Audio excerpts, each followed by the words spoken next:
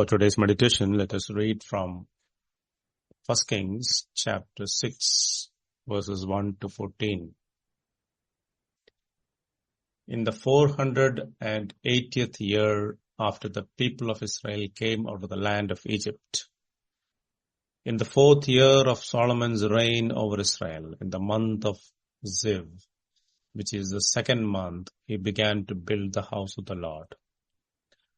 The house that King Solomon built for the Lord was 60 cubits long, 20 cubits wide, and 30 cubits high.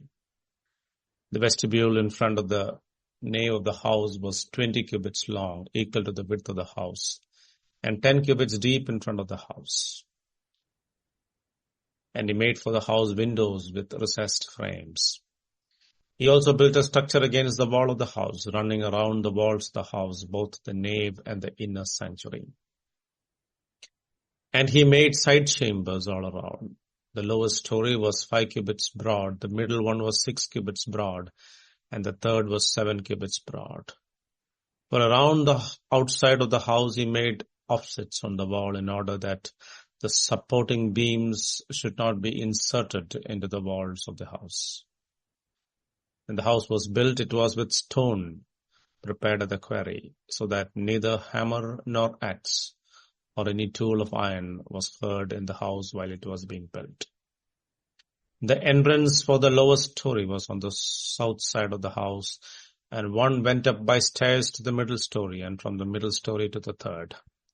So he built the house of the Lord and finished it, and he made the ceiling of the house of beams and planks of cedar. He built the structure against the whole house, 5 cubits high, and it was joined to the house with timbers of cedar. Now the word of the Lord came to Solomon concerning this house that you are building. If you will walk in my statutes and obey my rules and keep all my commandments and walk in them, then I will establish my word with you, which I spoke to David your father. And I will dwell among the children of Israel and will not forsake my people Israel. So Solomon built the house and finished it.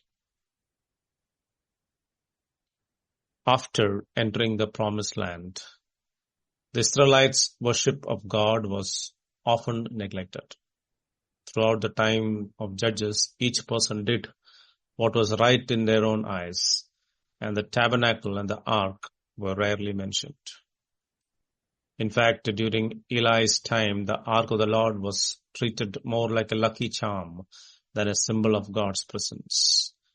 It was brought into battle, captured by the Philistines, and eventually returned under duress. Even after its return, it remained in Abinadab's house in Kiriath Jearim for about 20 years. No one seemed concerned about the ark or sought its presence until David captured Jerusalem. David, a man after God's own heart, desired to bring the ark closer to him, saying, I am living in a beautiful cedar palace, but the ark of God is out there in a tent. His concern was not only about the physical location of the ark, but also about the priority the people placed on the worship of God. True worship, as Peter later emphasized in 1 Peter chapter 3:15, begins in the heart where Christ is honored as holy. David's desire to build a resting place for God was an expression of his heart of worship. Though David longed to build a temple, God informed him that it was not his task, since he had shed much blood in wars fought under God's direction. David's role was to prepare the way for his son Solomon to enjoy peace and security, paving the way for the temple's construction. Although Solomon was known for his wisdom, the detailed plans for the temple were given to David. As 1 Chronicles chapter 28 verse 11 and 12 recounts, David gave his son Solomon the plans for the vestibule, its houses, its treasuries, its upper chambers, its inner chambers, and the place of the mercy seat, all that he had by the Spirit. David's heart for God was clear in his address to the assembly in 1 Chronicles chapter 29 verse 1 and 2. He recognized that building the temple was a great task, not for man, but for the Lord. He made extensive provisions to ensure the temple would reflect the glory of God from gold and silver to precious stones and marble. His actions demonstrated that when our hearts are aligned with God's will, He reveals His plans to us not based on our abilities, but on our willingness to walk in His ways. In 1 Kings chapter 6, we see the temple that Solomon built, a description of it. A monumental structure designed as a continuation of the tabernacle, but twice as large. The temple consisted of 4 main parts. The temple proper, which was divided into 2 rooms, the holy place and the most holy place. A vestibule or entrance hall on the east side of the temple. 3-storied side chambers surrounding the temple on the south, north and west sides.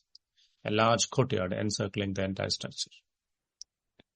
These dimensions and layouts echoed the tabernacle, showing that Solomon intended the temple to be a natural progression of the worship system established by Moses. A remarkable aspect of the construction was that the stones used for the temple were all cut and prepared at a different location. This ensured that no sound of hammer or iron tool was heard at the temple site. This quiet construction spoke volumes about how God's work should be done. While human labor was essential, the focus was not on man's effort, but on divine nature of the temple. Often God's greatest works happen quietly, behind the scenes, but the result is a testimony to His power and presence. God made significant promises to Solomon regarding the temple and his reign. If Solomon obeyed God's commands, God will fulfill the promises He made to David, ensuring Solomon's reign would be blessed. Moreover, God promised that His special presence would remain with Israel. However, God was careful not to say that He would reside in the temple as if He were confined to it, as pagan gods were believed to inhabit their temples. Instead, God said, "I will dwell among the children of Israel." The temple was meant to be a meeting place for man to encounter God, not a residence for God. This promise was conditional. Israel was to remain faithful to God. Without this faithfulness, the temple's glory would fade. Unfortunately, after Solomon's death, the temple was plundered, a sign that the people had shifted their focus from worshipping God to worshipping the temple itself. Great care was given to temple's design, especially in the most holy place and the holy place. Cedar paneling, golden floors, intricate artwork of cherubim adorned with these spaces. But only the priest could witness this beauty. Similarly, the true beauty of God's presence can only be experienced by those who draw near to Him in worship. It is in this sacred relationship that we begin to see the splendor of His holiness. Today, God does not dwell in temples made by human hands, but He delights in living among His people. We are called to draw near to Him to experience the beauty and holiness of His presence. As Psalms 29 verse 2 says, "Worship the Lord in the beauty of holiness." The quiet yet profound work that God is doing in our lives often mirrors the temple's construction. Much of it happens in silence, yet its results are breathtaking when we see the finished product. Let us prioritize our relationship with God, recognizing that His presence is the true beauty that we should seek. Just as David longed to bring the ark closer, we too must long for a closer walk with God. His presence is not confined to a building, but He invites us into a personal relationship where we can experience the depth of His love, the splendor of His holiness, and the peace that comes from being near Him. God bless.